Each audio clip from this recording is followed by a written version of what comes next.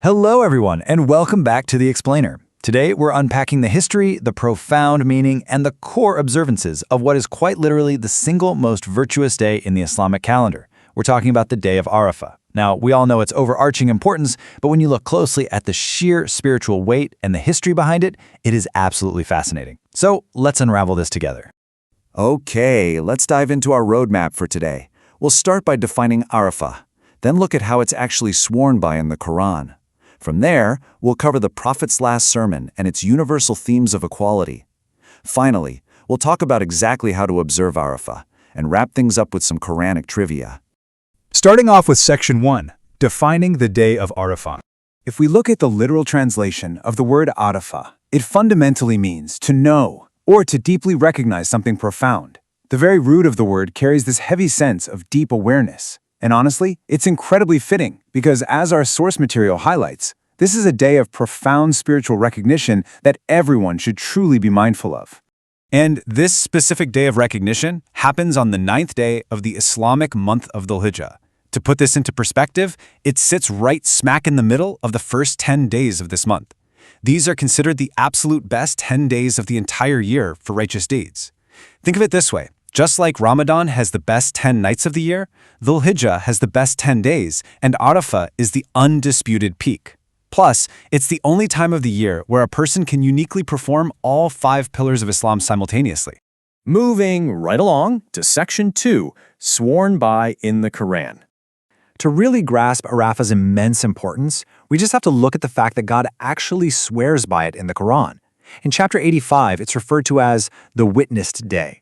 And this brilliant rhythm continues over in chapter 89, where God swears by the even and the odd. Islamic scholars widely agree that this beautifully illustrates the rhythm of the calendar, specifically referring to the 10th and the 9th days of Dhul Hijjah. So the odd day is the highly prized day of Arafah on the 9th, while the even day is the 10th, which is the day of sacrifice, or Eid. God is literally elevating the status of these specific pockets of time by swearing oaths by them. On top of that, Arafah is the specific day the religion of Islam was brought to its completion. The Quran states in chapter 5, verse 3, "This day I have perfected your religion for you, completed my favor upon you." There's actually a really fascinating historical anecdote about this. A Jewish man once approached Omar, who was a leading companion of the Prophet, and told him that if a verse like that had been revealed to his people, they would have turned that day into an annual festival. Omar responded by confirming that they knew exactly when and where this verse was revealed. It was on a Friday, right on the day of Arafah.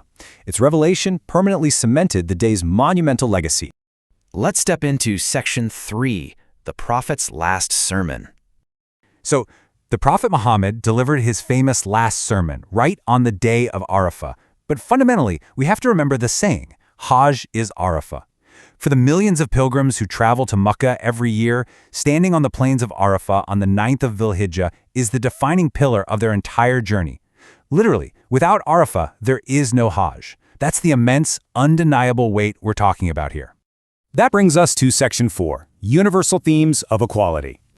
During that last sermon, the Prophet delivered a profoundly radical, anti-racist message over 1,400 years ago. He declared, "There is no superiority of an Arab over a non-Arab, nor of a white over a black or a black over a white, except by righteousness."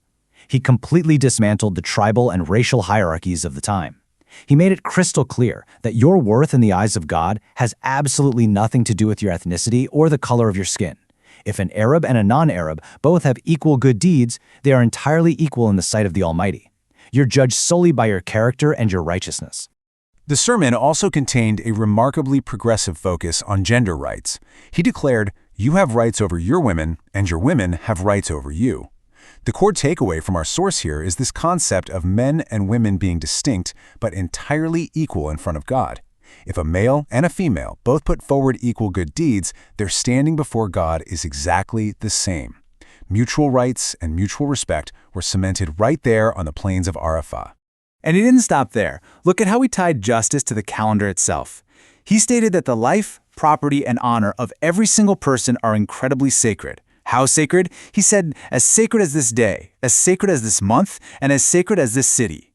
He directly took the immense reverence that people had for the day of Arafah and the holy city of Mecca and mapped that exact same level of sanctity on a human life and human honor. Powerful stuff, right? To quickly summarize the closing advice of this historic sermon, we're given 3 clear directives. 1. Fear God and be mindful of your spiritual duties. 2. Be nice to your neighbors, which represents your duties to your fellow humans. And 3. Hold fast to the Quran and the Sunnah, the teachings of the Prophet. He assured the people that as long as they held tightly to the Book of God and the Prophet's traditions, they would never wander directionless. Now, Section 5. How to observe Arafah. So what does this all mean for us practically? Well, if you aren't physically performing the Hajj pilgrimage, the traditions lay out 3 primary, incredibly powerful ways to observe this day. Number 1, seek forgiveness. Number 2, make intense supplication, or dua. And number 3, fast. Let's briefly break down exactly why these 3 actions are so potent on this specific day. First up, forgiveness. What's absolutely fascinating here is what we can call a divine exception. According to Islamic tradition, God usually descends to the nearest heaven during the night. However, Arafah is the rare, extraordinary exception where this profound mercy actually happens during daylight hours. God looks down at the servants who have gathered seeking mercy and frees more people from hellfire on this day than on any other day of the entire year. That's exactly why seeking forgiveness is at the very top of the list. Next is supplication. The Prophet Muhammad explicitly stated that the absolute best supplication to make on Arafah is the exact one he and the prophets before him made. It begins with La ilaha illallah, affirming that God is one, alone, without any partners. To him belongs the dominion and all praise, and he has power over all things. It's a pure, undistilled declaration of monotheism, and it is literally the ultimate prayer to repeat on this day. Finally, for those not at Hajj, fasting is highly recommended because of the massive reward attached to it.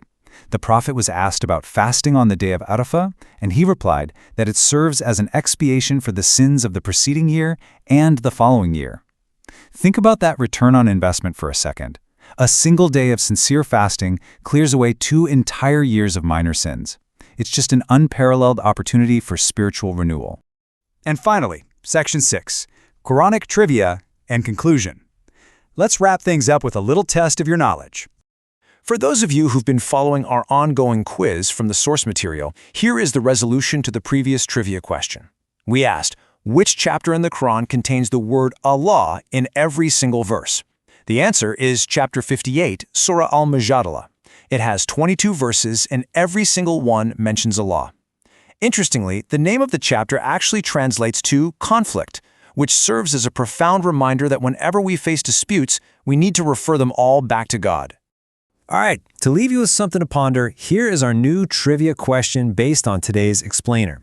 How many times is the word Arafah mentioned by name in the Holy Quran? Is it A, 0 times, B, 1 time, C, 2 times, D, 3 times, or E, 4 times? I want you to drop your best guess in the comments right now. Think about all the profound history we've just unpacked today. I really hope this breakdown has given you a newfound appreciation for the day of Arafah. Thank you so much for joining me on this explainer, and keep that curiosity alive until next time.